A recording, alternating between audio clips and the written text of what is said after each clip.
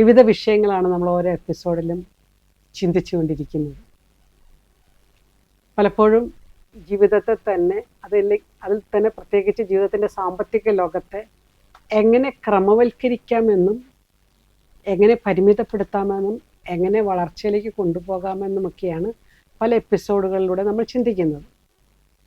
ഇന്നത്തെ എപ്പിസോഡ് നമ്മുടെ വ്യക്തിപരമായ സാമ്പത്തികം വളരാൻ സഹായകരമായ ചില ചിന്തകളിലേക്കാണ് വെളിച്ചം വീശുന്നത്. ഒരനുഭവ കഥ വായിച്ചു തോർക്കുന്നു.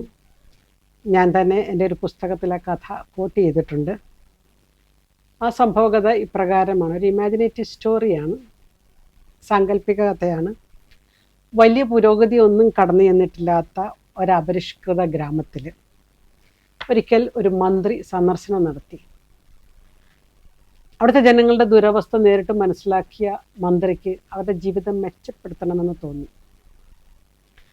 അത് മെച്ചപ്പെടുത്താൻ ഏറ്റവും അടിസ്ഥാനപരമായി വേണ്ടത് അവിടെ ഒരു പാലം, ആറിന് കുറുകെ, പുഴയ്ക്ക് കുറുകെ ഒരു പാലം പണിത് കൊടുക്കുകയാണ് നല്ലതെന്ന് മന്ത്രി മനസ്സിലാക്കി.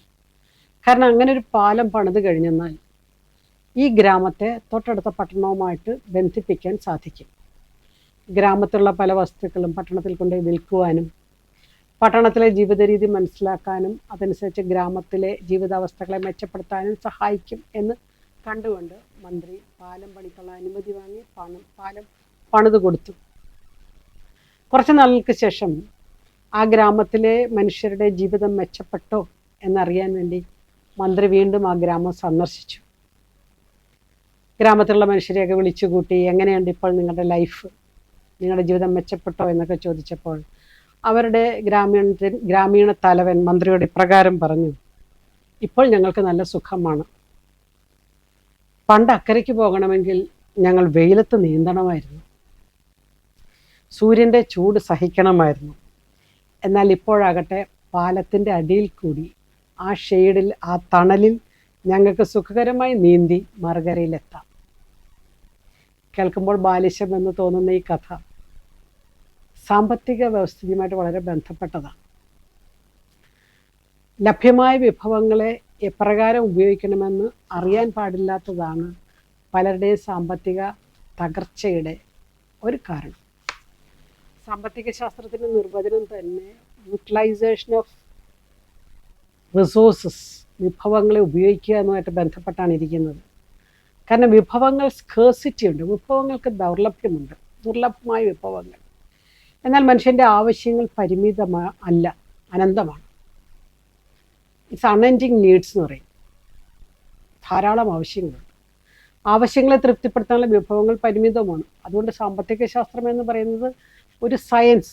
ഈ ശാസ്ത്രത്തിൽ how to utilise the scarce resources in order to meet the unending wants, or how to have alternative uses of this available resource. ഇതൊക്കെയാണ് ലഭ്യമായ വിഭവങ്ങളെ എങ്ങനെ സമാഹരിക്കാമെന്നും എങ്ങനെ ഉപയോഗിക്കാമെന്നും അത് എപ്രകാരം പല രീതിയിൽ മിക്സ് ചെയ്തിട്ട് നമ്മുടെ ലക്ഷ്യത്തിലെത്താമെന്നും ഒക്കെ ചിന്തിക്കുന്ന ഒരു ശാസ്ത്രശാഖയുടെ പേരാണ് സാമ്പത്തിക ശാസ്ത്രം.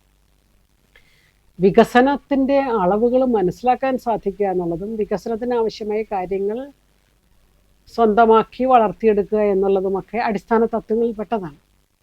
ഒരു വ്യക്തിയുടെ സാമ്പത്തികമായ വളർച്ചയിൽ അടിസ്ഥാനപരമായ രണ്ട് കാര്യങ്ങളെക്കുറിച്ചാണ് ഈ എപ്പിസോഡ് വിരൽ ചൂണ്ടുന്നത്. അതൊന്ന് ബജറ്റാണ്, രണ്ട് സേവിങ് ആണ്. ബജറ്റിംഗ് ആൻഡ് സേവിങ്, അതിനോടുള്ള കത്തോലിക്ക സഭയുടെ അല്ലെങ്കിൽ സഭാ പഠനങ്ങളുടെ വെളിച്ചത്തിലുള്ള ഒരു സമീപനമാണ് നമ്മൾ എടുക്കുന്നത്. എഫക്റ്റീവ് ബജറ്റിംഗ് ആൻഡ് സേവിങ് എന്ന് പറഞ്ഞാൽ ഫലപ്രദമായ രീതിയിൽ ബജറ്റ് ഉണ്ടാക്കുന്നതും സേവ് ചെയ്യുന്നതും സമ്പാദിക്കുന്നതും എപ്രകാരമാണ്.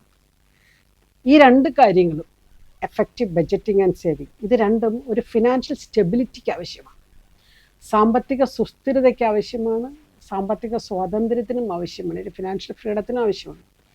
അതുകൊണ്ട് ഇതിനകത്ത് ഒരു പ്രയോറിറ്റീസ് നിശ്ചയിക്കുക എന്നുള്ളതാണ്. എന്ന് പറഞ്ഞാൽ aligning spending and values and priorities. നമ്മുടെ ചിലവുകൾ, നമ്മുടെ ആവശ്യങ്ങൾ, നമ്മുടെ മൂല്യങ്ങൾ, നമ്മുടെ മുൻഗണനകൾ, ഇതെല്ലാം ബാലൻസ് ചെയ്തുകൊണ്ട് പോകുന്നതിനെയാണ് നമ്മൾ എഫക്റ്റീവ് ബഡ്ജറ്റിംഗ് ആൻഡ് സേവിങ് എന്ന് പറയുന്നത്. എപ്രകാരം നല്ലൊരു ബഡ്ജറ്റ് ഉണ്ടാക്കാം എന്നുള്ളത് നമ്മൾ മറ്റൊരു എപ്പിസോഡിൽ കണ്ടായിരുന്നു കേട്ടോ. നല്ലൊരു ബഡ്ജറ്റിനെ കുറിച്ച് ഞാൻ കൃത്യമായി ഒരു എപ്പിസോഡിൽ നിങ്ങളോട് സംസാരിച്ചായിരുന്നു. ഇവിടെ നമ്മൾ ചിന്തിക്കുന്നത് ഒരു ബാലൻസ്ഡ് വ്യൂ പോയിന്റ്, സമ്പാദ്യവും ബഡ്ജറ്റും തമ്മിലുള്ള ഒരു ബാലൻസിനെ കുറിച്ചാണ് നമ്മൾ ഈ എപ്പിസോഡിൽ ചിന്തിക്കുന്നത്. പലപ്പോഴും പലരുടെയും ജീവിതത്തിൽ നമുക്കറിയാം, പ്രതീക്ഷിക്കുന്ന കാര്യങ്ങളുമുണ്ട്, അപ്രതീക്ഷിതമായി സംഭവിക്കുന്ന കാര്യങ്ങളുമുണ്ട്. ചില കാര്യങ്ങൾ നമുക്ക് ജീവിതത്തിൽ പ്ലാൻ ചെയ്യാൻ പറ്റും. ഒരുപക്ഷെ മകളുടെ വിവാഹമോ, അല്ലെങ്കിൽ അവരുടെ മക്കളുടെ വിദ്യാഭ്യാസമോ, അവരുടെ വിസയോ, ഇങ്ങനെയുള്ള ചില കാര്യങ്ങൾ നമുക്ക് പ്ലാൻ ചെയ്യാൻ പറ്റും. അതിനുവേണ്ടി ഒരുപക്ഷെ സമ്പാദിക്കാനോ പല കാര്യങ്ങളൊക്കെ ഒന്നിച്ചു ചേർക്കാനൊക്കെ സാധിക്കും. എന്നാൽ ചിലപ്പോൾ ജീവിതത്തിൽ അപ്രതീക്ഷിതമായ ചില കാര്യങ്ങൾ സംഭവിക്കും. നമ്മൾ വിചാരിക്കാത്ത രീതിയിലുള്ള ചില ദുരന്തങ്ങൾ, മരണമോ അപകടമോ രോഗമോ ഒക്കെ വരാം. ഇങ്ങനെയുള്ള പ്രതിസന്ധികൾ വരുമ്പോഴും നമ്മുടെ ജീവിതത്തെ സാമ്പത്തികമായി പിടിച്ചു നിർത്താനുള്ള ഒരു വൈകാരിക പക്വതയാണ് നമുക്ക് വേണ്ടത്. ബെനഡിക്ട് 16 മാർപ്പാപ്പ കാരിത്താസ് ഇൻ വെരിത്താത്ത്, സത്യത്തിൽ സ്നേഹം എന്നുള്ള തൻ്റെ പഠനത്തിൽ ഒരു എൻസൈക്ലിക്കൽ ലെറ്ററാണത്. സഭയുടെ പഠനത്തിൽ സഭ 21 ഖണ്ഡികയിൽ ഇപ്രകാരം പറയുന്നുണ്ട്. മാർപ്പാപ്പ പറയുന്നതാണ്, പ്രതിസന്ധികൾ നമുക്ക് അനുഗ്രഹമാണ്. ജീവിതത്തിൽ ചിലപ്പോഴൊക്കെ തിരിച്ചടികൾ നമ്മുടെ ജീവിതത്തിൽ വരാറുണ്ടല്ലേ, ആ സാമ്പത്തിക ആഘാതങ്ങളാകാം, അതൊക്കെ അനുഗ്രഹമാണെന്നാണ് മാർപ്പാപ്പ പറയുന്നത്. കാരണം നമ്മുടെ യാത്രയെ പുനഃക്രമീകരിക്കാനും സ്വയം സജ്ജമാക്കാനും പ്രതിബദ്ധതയുടെ പുതിയ രൂപങ്ങൾ കണ്ടെത്താനും പോസിറ്റീവായ അനുഭവങ്ങൾ കെട്ടിപ്പടുക്കാനും നിഷേധാത്മകമായ നിരസിക്കാനും ഇവ നമ്മെ നിർബന്ധിതരാക്കും. സഭയുടെ പഠനങ്ങൾ നമ്മളിങ്ങനെ വായിച്ചു നമ്മൾ ഇച്ചിരി കട്ടിയാണ് കേട്ടോ. പക്ഷേ ലളിതമായിട്ട് നമുക്കതിനെ വ്യാഖ്യാനിച്ച് മനസ്സിലാക്കിയെടുക്കാൻ സാധിക്കാം. ഓരോ പ്രതിസന്ധിയും നമ്മളെ ചില കാര്യങ്ങൾ പഠിപ്പിക്കുന്നു. ഒരുപക്ഷെ പെട്ടെന്നുണ്ടായ കടമാകാം, രോഗമാകാം, അപകടങ്ങളാകാം. ഓരോ പ്രതിസന്ധി നമ്മളെ പഠിപ്പിക്കുന്നു. എന്തൊക്കെ പഠിപ്പിക്കുന്നത്? അത് നമ്മുടെ യാത്രയെ പുനഃക്രമീകരിക്കാൻ. നമുക്കറിയാം, രോഗം വന്നു കഴിയുമ്പോൾ ഒരാളുടെ ലൈഫ് സ്റ്റൈൽ അങ്ങ് മാറുകയും, ഭക്ഷണ രീതി മാറുന്നു, യാത്രാ രീതികൾ മാറുന്നു, ജീവിതത്തിലുള്ള സമീപനം മാറുന്നു. അതിന് പുനഃക്രമീകരണം നടക്കും. പുതിയ ചില നിയമങ്ങൾ അല്ലെങ്കിൽ പുതിയ ചില സാഹചര്യങ്ങൾ കണ്ടെത്തുന്നു. ചില പുതിയ പ്രതിബദ്ധതകൾ മാറുന്നു. കമ്മിറ്റ്മെൻറ്റ്സ്, ഇത്രയും നാളും ഞാൻ ഓടിയതല്ല ശരി, ഞാൻ ഓടേണ്ട ട്രാക്ക് വേറെയാണ് എന്ന് ദൈവം പഠിപ്പിക്കുന്ന ചില രീതികൾ, അതിൻ്റെ ചില പുതിയ രൂപങ്ങൾ കണ്ടെത്തും. അതോടുകൂടി നിഷേധാത്മകതയിൽ നിന്ന് ഭാവാത്മകതയിലേക്ക്, നെഗറ്റിവിറ്റിയിൽ നിന്ന് പോസിറ്റിവിറ്റിയിലേക്ക് നമ്മുടെ ജീവിതത്തെ ക്രമീകരിക്കാനും കെട്ടിപ്പടുത്താനും സാധിക്കുന്നുണ്ട്. മാത്രമല്ല, അവിടെ ഒരു ഡിസേൺമെൻറ്റ് പ്രോസസ്സ് നടക്കുന്നു. ഡിസേൺമെൻ്റ് എന്ന് പറഞ്ഞാൽ തന്നെ വിവേചന, അല്ലേ, വിവേകത്തോടുള്ള തീരുമാനത്തെയാണ് നമ്മൾ വിവേചനാധികാരം എന്നൊക്കെ പറയുന്നത് അല്ലേ. ജീവിതത്തിൽ ഡിസേൺ ചെയ്യാൻ സാധിക്കാം, which is better for me, which is best for me. ഞാൻ ഇത് ചെയ്യണമോ അത് ചെയ്യണമോ, തീരുമാനങ്ങൾ എടുക്കാനുള്ള കാര്യം പരിശുദ്ധാത്മാവാണ് നമ്മളെ സഹായിക്കുന്നത് ദ ബെസ്റ്റ് ഡിസേൺമെൻറ്റിന്. അങ്ങനെയുള്ള അവസരമായി പ്രതിസന്ധികൾ മാറുന്നു. മാർപ്പാപ്പ തുടർന്ന് പറയുകയാണ്, അത് ഭാവിയിലേക്കുള്ള പുതിയ കാഴ്ചപ്പാട് തരുന്നു. ആത്മവിശ്വാസത്തോടെ നമ്മുടെ ബുദ്ധിമുട്ടുകളെ പരിഹരിക്കാൻ സാധിക്കും. അപ്പോൾ നമ്മുടെ ജീവിതത്തിൽ ഒരു സാമ്പത്തിക പ്രതിസന്ധി ഉണ്ടാകുമ്പോൾ അത് നന്മയ്ക്കാണെന്ന് കണ്ടെത്തുക ആദ്യം തന്നെ. അപ്രതീക്ഷിതമായ കടമോ പ്രശ്നങ്ങളോ ഒക്കെ വരുമ്പോൾ ആത്മഹത്യയിലേക്കല്ല പോകേണ്ടത്. അടുത്ത നാളുകൾ എന്നെ വളരെയധികം വിഷമിപ്പിച്ചിട്ടുണ്ട്. പല ആത്മഹത്യകളുടെയും കാരണങ്ങളിലേക്ക് അനലൈസ് ചെയ്ത് പോകുമ്പോൾ അതിനകത്ത് സാമ്പത്തികം ഒരു പ്രധാന വിഷയമായി കാണുന്നതുകൊണ്ട് അവർക്ക് ധാരാളം കടമുള്ളതായി പറയപ്പെടുന്നു എന്നൊരു വരിയും കൂടി വായിക്കുമ്പോൾ എന്നിലെ സാമ്പത്തിക ശാസ്ത്ര അധ്യാപികയ്ക്ക് ഭയങ്കര ബുദ്ധിമുട്ടാണ്. കാരണം സാമ്പത്തികത്തെ ക്രമപ്പെടുത്താനുള്ള അവരുടെ കഴിവില്ലായ്മയാണല്ലോ അവരെ ഈ ദുരന്തത്തിലേക്ക് എത്തിച്ചത്. സഭയുടെ ലിറ്റർജിക്കൽ കലണ്ടറിൽ, അതുകൊണ്ട് തന്നെ ലിറ്റർജിക്കൽ കലണ്ടർ എന്ന് പറഞ്ഞു കഴിഞ്ഞാൽ എല്ലാ ദിവസവും വായിക്കുന്ന വായനകളാണ്. നമ്മുടെ ആരാധനാക്രമത്തിൽ നമ്മൾ വായിക്കുന്ന വായനകൾ നിങ്ങൾ ശ്രദ്ധിച്ചിട്ടുണ്ടെന്ന് എനിക്കറിയത്തില്ല. പ്രത്യേകിച്ച് ഞായറാഴ്ചകളൊക്കെ എടുക്കുകയാണെങ്കിൽ പുതിയ നിയമത്തിൽ നിന്നുള്ള ഒരു വായനയുണ്ടാകാം, ലേഖനത്തിൽ നിന്നുള്ളൊരു വായനയുണ്ടാകാം, പഴയ നിയമത്തിൽ നിന്നുള്ളൊരു വായനയുണ്ടാകാം.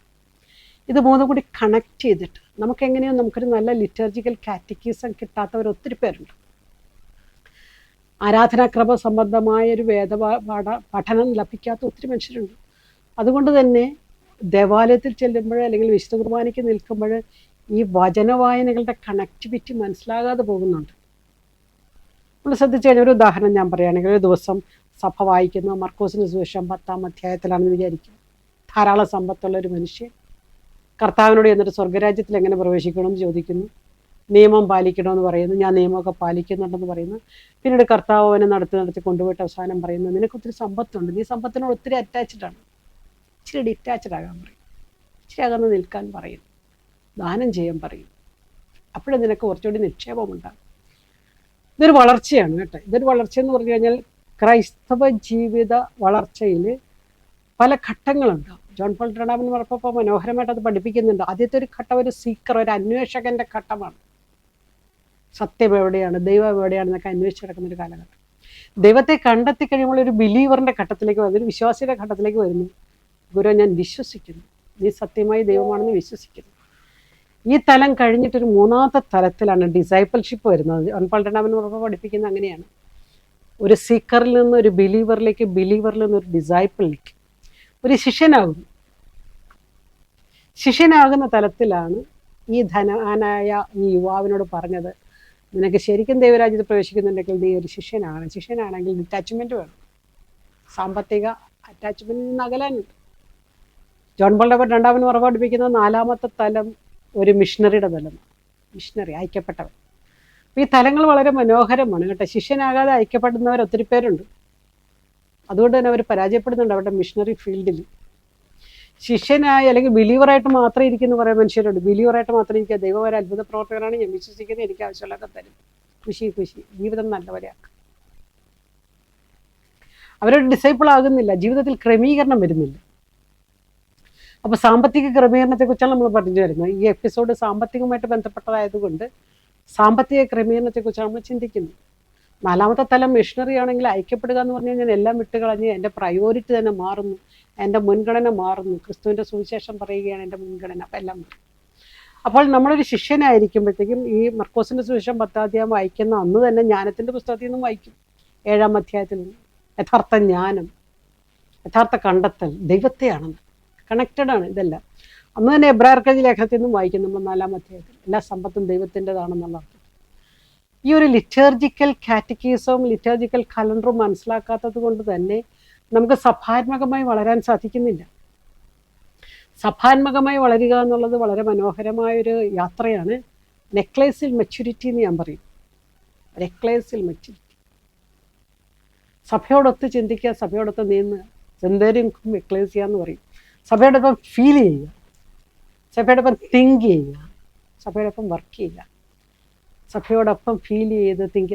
അങ്ങനെ നമ്മൾ മാറാൻ സഭ നമ്മളെ പഠിപ്പിക്കുന്ന ഒരു സാമ്പത്തിക യാത്രയുണ്ട്.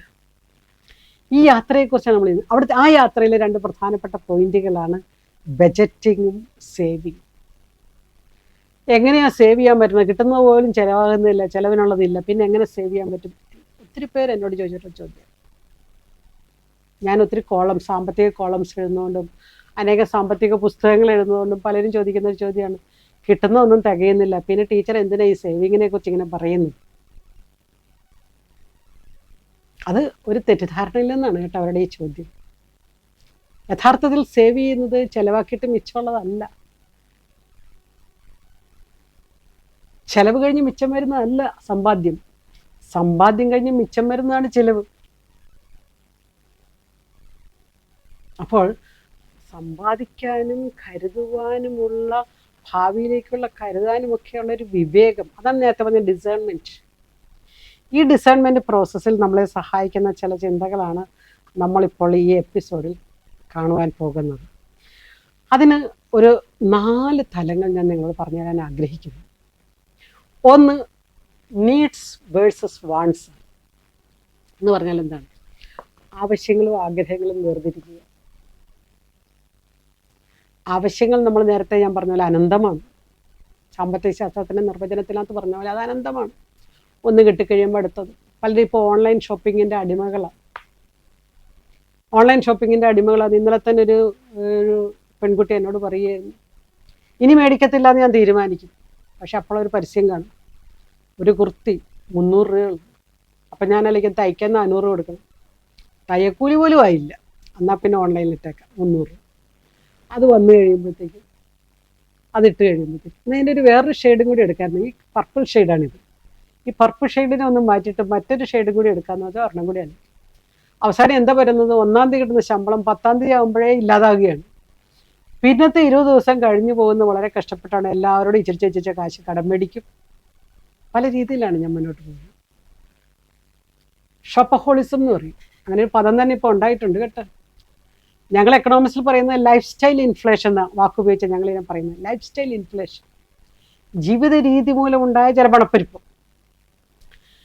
പണപ്പെരുപ്പം എന്ന് പറഞ്ഞാൽ പണത്തിൻ്റെ മൂല്യം കുറഞ്ഞു പോയി, ജീവിത രീതിയാണ്. അപ്പോൾ ഒന്നാമത്തെ പോയിന്റ് ഇതാണ്, നീഡ്സ് വേഴ്സസ് വാണ്ട്സ്.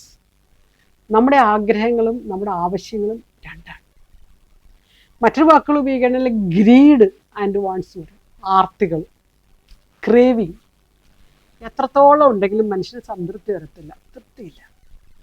തൃപ്തി എന്നൊരു വാക്ക് പറയാൻ മനുഷ്യന് സാധിച്ചു. പഴയ നിയമത്തിൽ തോബിത്തിൻ്റെ ഭാര്യ അന്നയാണ് ആ വാക്ക് ഉപയോഗിച്ച് എനിക്ക് വളരെ ഇഷ്ടപ്പെട്ടത്.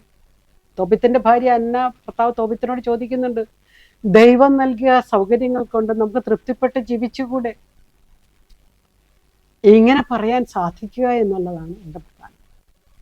എന്നാൽ ഉള്ളതിൽ തൃപ്തിപ്പെട്ട് മാത്രം ഇരിക്കാതെ ഉള്ളതിനെ മെച്ചപ്പെടുത്താൻ താലന്തിൻ്റെ ഉപമ നമ്മളെ സഹായിക്കുന്നുണ്ട്. ഉള്ളതിനെ മെച്ചപ്പെടുത്തുക, ദൈവം തന്നതിനെ കുഴിച്ചു മൂടാതെ വീണ്ടും കൂടി മെച്ചപ്പെടുത്തുക എന്നുള്ളത്. അപ്പോൾ ഈ ആവശ്യങ്ങളാഗ്രഹം, നമ്മുടെ മനുഷ്യൻ്റെ അടിസ്ഥാന ആവശ്യങ്ങളെക്കുറിച്ച് നമ്മൾ പറയത്തില്ലേ, ഫുഡ്, ഷെൽട്ടർ, ക്ലോത്തിങ്, ഭക്ഷണം, വസ്ത്രം, പാർപ്പിടം. ഇപ്പം ചിലർ പറയണത് അതിൻ്റെ കൂടെ മൊബൈൽ ഫോണും കൂടി ചെയ്യണമെന്നാണ്. മൊബൈൽ ഫോൺ അടിസ്ഥാന ആവശ്യമായിരുന്നു പറയുന്നത്, കളിയാക്കി പറയുന്നതാണ് കേട്ടോ, തമാശയ്ക്ക് പറയുന്നത്. പരിമിതമായ ജീവിത സാഹചര്യങ്ങളിൽ നമ്മളാരും ജീവിക്കണമെന്ന് നിർബന്ധമില്ല കേട്ടോ. ജീവിതം മെച്ചപ്പെടുത്താം, മെച്ചപ്പെട്ട വീടോ മെച്ചപ്പെട്ട വസ്ത്രമോ മെച്ചപ്പെട്ട പാർപ്പിടമോ, അങ്ങനെ അതിനകത്തും തെറ്റില്ല. പക്ഷേ ഇത് എൻ്റെ ബജറ്റിനെ താളം തെറ്റിക്കുന്നതാണെങ്കിൽ അപകടകരമാണ്. എൻ്റെ വരവും എൻ്റെ ചിലവും, എൻ്റെ സമ്പാദ്യവും എൻ്റെ കടവും, 4 സാമ്പത്തിക സൂചികകളാണ് ഞാൻ പറയുന്നത്. വരവ്, ചെലവ്, കടം, സമ്പാദ്യം. ഈ 4 സൂചികകളും ബാലൻസ് ചെയ്ത് കൊണ്ടുപോകേണ്ട ഉത്തരവാദിത്തം എനിക്കാണ്. കടം കയറി കൂട്ട ആത്മഹത്യ ചെയ്തു എന്ന് പറയുമ്പോൾ ഈ സാമ്പത്തിക സൂചികകളെ കൈകാര്യം ചെയ്യാനുള്ള കഴിവില്ലായ്മയാണ് അതിൻ്റെ പിന്നിൽ. അപ്രതീക്ഷിതമായി വന്നു കയറിയ കടമല്ല, വർഷങ്ങളായിട്ട് ഡെവലപ്പ് ചെയ്തുകൊണ്ട് പോയ കടമാണ്. അപ്പോൾ നീഡ്സ് വേഴ്സസ് വാണ്ട്സ് ആണ് ഒന്നാമത്തെ. രണ്ടാമത് ഒരു എമർജൻസി ഫണ്ട് എന്നുള്ളതാണ്. എമർജൻസി ഫണ്ട് എന്ന് പറഞ്ഞാൽ അടിയന്തര ആവശ്യത്തിന് വേണ്ടി ഉപയോഗിക്കുന്ന ഒരു ആവശ്യം. ചിലർ പറയും, അടുത്ത 6 മാസം എൻ്റെ തൊഴിൽ നഷ്ടപ്പെട്ടാൽ, അടുത്ത 6 മാസത്തേക്ക് എനിക്ക് ജീവിക്കാനൊരു മാർഗ്ഗമില്ലാതെ, അടുത്ത 6 മാസത്തേക്ക് എനിക്ക് പണിക്ക് പോകാതെ ഞാൻ രോഗിയായി കടന്നു പോയാൽ 6 മാസം ജീവിക്കാനുള്ള തുകയാണ് സാധാരണഗതിയിൽ എമർജൻസി ഫണ്ടെന്ന് പറയുന്നത്. ജോലി നഷ്ടപ്പെട്ടാൽ, കഴിഞ്ഞ ദിവസം ഞാൻ IT വർക്ക് ചെയ്യുന്ന ഒരാളോട് വാടകയ്ക്ക് താമസിക്കാതെ വീട് പണിയാൻ പാടില്ല എന്ന് ചോദിച്ചു. ഇപ്പോൾ കൊടുക്കുന്ന വാടകയുടെ കൂടെ കുറച്ചുകൂടി പൈസ ആയിക്കഴിഞ്ഞാൽ വീട് സ്വന്തമാകില്ലെന്ന് ചോദിച്ചു. ആ വ്യക്തി എനിക്കെന്ന മറുപടി ഇതാണ്, ടീച്ചറെ ഞാൻ IT ഫീൽഡിലാണ്, ജോലിക്ക് വലിയ ഉറപ്പൊന്നുമില്ല, ഇപ്പോൾ വരുമാനമുണ്ട്, ഞാൻ വലിയ ലോൺ എടുത്ത് വീടൊക്കെ പണിത് കഴിഞ്ഞാൽ ജോലിക്ക് എന്തെങ്കിലും സംഭവിച്ചാൽ പിന്നെ ഞാൻ ആ വീടിൻ്റെ കടം എങ്ങനെ വീട്ടും? ആ ചിന്തയാണ് എന്നെ ഇതിൽ നിന്നും പുറകോട്ട് പിൻവലിക്കുന്നത്.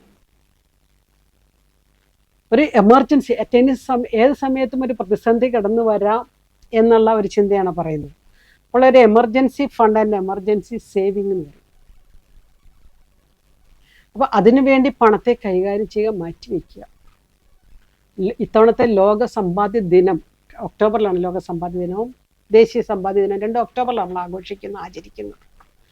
സമ്പാദ്യ ദിനത്തിൻ്റെ പ്രമേയം തന്നെ ഷെയറിങ് ദ പ്രോസ്പെരിറ്റി എന്നായിരുന്നു. ഷെയറിങ് ദ പ്രോസ്പെരിറ്റി എന്ന് പറഞ്ഞു കഴിഞ്ഞാൽ നമുക്കാവശ്യമായിട്ടുള്ള കാര്യങ്ങളെ, വിഭവങ്ങളെ പരിപാലിക്കുന്നതിനോടൊപ്പം തന്നെ, പങ്കുവയ്ക്കുന്നതിനോടൊപ്പം തന്നെ പ്രോസ്പെരിറ്റിയും പങ്കുവയ്ക്കാൻ പഠിക്കുക എന്നുള്ളതാണ്. മറ്റുള്ളവരുമായിട്ട് കൈകാര്യം ചെയ്യുമ്പോൾ ഇതിനെ പിടിച്ച് കൊണ്ടുപോകാൻ. കഴിഞ്ഞ ദിവസം ഞാൻ എവിടെയോ വായിച്ചു തീർക്കുന്നുണ്ട്, കഴിഞ്ഞ വർഷം 20 ദശലക്ഷം അമേരിക്കക്കാർ അവരുടെ കടം കാരണം വിവാഹം വേണ്ടെന്ന് വെച്ചു. 94 ദശലക്ഷം അമേരിക്കക്കാർ സാമ്പത്തിക കാരണത്താൽ കുട്ടികൾ വേണ്ടെന്ന് വെച്ചു. ഇതൊക്കെ വായിക്കുമ്പോൾ നമുക്ക് ചിരിയേക്കാളും ചിന്തയേക്കാളും അപ്പുറം എന്തുകൊണ്ട് ഇത് സംഭവിച്ചു എന്ന് ചിന്തിക്കാനുള്ള ഒരു ഡിസേൺമെൻ്റ്, ഒരു വേഗപ്പൊടി വേണം. ഒറ്റയ്ക്ക് ജീവിക്കുന്ന ഒരു യുവാവിന് ഇത്രയും കടം കയറണമെങ്കിൽ, വിവാഹം കഴിക്കാൻ പറ്റാത്ത വിധം കടം കയറണമെങ്കിൽ, കുടുംബത്തെ നോക്കുന്നത് കൊണ്ടാണെന്നില്ല, നിർബന്ധമില്ല. ജീവിതത്തെ ക്രമീകരിക്കാൻ നീഡ്സ് ആൻഡ് വാണ്ട്സ് അല്ലെങ്കിൽ എമർജൻസി ഫണ്ട് ഇല്ലാത്തത് കൊണ്ടാണ്.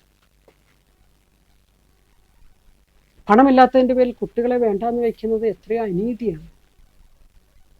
ജീവിക്കാനുള്ള ഒരു വ്യക്തിയുടെ സ്വാതന്ത്ര്യത്തിന്മേലുള്ള കടന്നുകയറ്റമാണ്.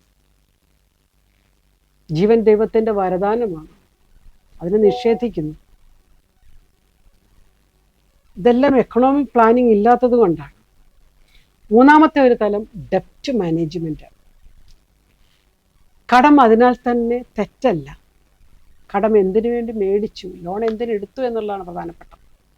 If it is for constructive purposes, ഒരു വീടിന് വേണ്ടിയോ ഒരു വിദ്യാഭ്യാസത്തിന് വേണ്ടിയോ ഒരു തൊഴിൽ തുടങ്ങാനൊക്കെ ആണെങ്കിൽ, ഉൽപാദനക്ഷമകരമായ പ്രൊഡക്റ്റീവായിട്ടുള്ള പർപ്പസ് ഉദ്ദേശത്തിന് വേണ്ടിയാണ് കടമെടുത്തതെങ്കിൽ കടത്തിന് തെറ്റില്ല. പക്ഷെ കടത്തെ മാനേജ് ചെയ്യാൻ പഠിക്കുക എന്നുള്ളത്. കഴിഞ്ഞ ദിവസം എൻ്റെ തന്നെ ബന്ധത്തിൽപ്പെട്ട ഒരു കൊച്ചു വീട് പണിയാൻ 40 ലക്ഷം രൂപ കടമെടുത്തു. വീട് പണി കഴിഞ്ഞു. ഞാൻ പറഞ്ഞത്, നീ ഒരു നിനക്ക് 2 ചിട്ടി ഉണ്ടല്ലോ, എത്രയും പെട്ടെന്ന് ആ ചിട്ടി കിട്ടിയാൽ ആ പൈസ കൊണ്ട് ഈ ലോണിലേക്ക് അടയ്ക്കണം. അങ്ങനെ 40 ലക്ഷത്തിന് 10 ലക്ഷം ചിട്ടി കിട്ടുക പൈസ വളർത്താൻ 30 ആക്കണം. ഇല്ലെങ്കിൽ എന്തു പറ്റും? നമ്മൾ 20 കൊല്ലം കഴിയുമ്പോൾ ഈ 40 ലക്ഷം അടച്ചു തീർന്ന തുകയെ പലിശ സഹിതം നമ്മൾ എഴുതി കൂട്ടി നോക്കുമ്പോൾ 2.5 ഇരട്ടി നമ്മൾ അടച്ചിട്ടുണ്ടാകും. അത്രയും പലിശയാണ് പോകുന്നത്. അതുകൊണ്ട് ജീവിത ചെലവൊന്ന് ചുരുക്കി ആ ചിട്ടിക്കാശ് കിട്ടുമ്പോൾ തന്നെ ലോണിലേക്ക് അടയ്ക്കും. ഇതിനെയാണ് ഡെപ്റ്റ് മാനേജ്മെൻ്റ് എന്ന് പറയുന്നത്. ഡെപ്റ്റ് മാനേജ്, കടത്തിൻ്റെ ആഘാതത്തെ കുറച്ച് കൊണ്ടുവരിക എന്നുള്ളത്. ചിലർ അങ്ങനെയല്ല ചെയ്യുന്നത്. കടമെടുത്ത് വീട് പണിതിന് ശേഷം വീണ്ടും അതിന്മേൽ വീണ്ടും അഡീഷണൽ ലോൺ എടുത്ത് കടം വലുതാക്കും.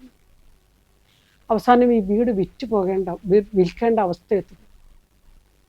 എൻ്റെ വിദ്യാർത്ഥികൾ നടത്തിയൊരു സർവേയിൽ അങ്ങനെ പണിത വീട് വിറ്റിട്ട് അവിടെ വാടകയ്ക്ക് താമസിക്കുന്നവരെ കണ്ടെത്തി.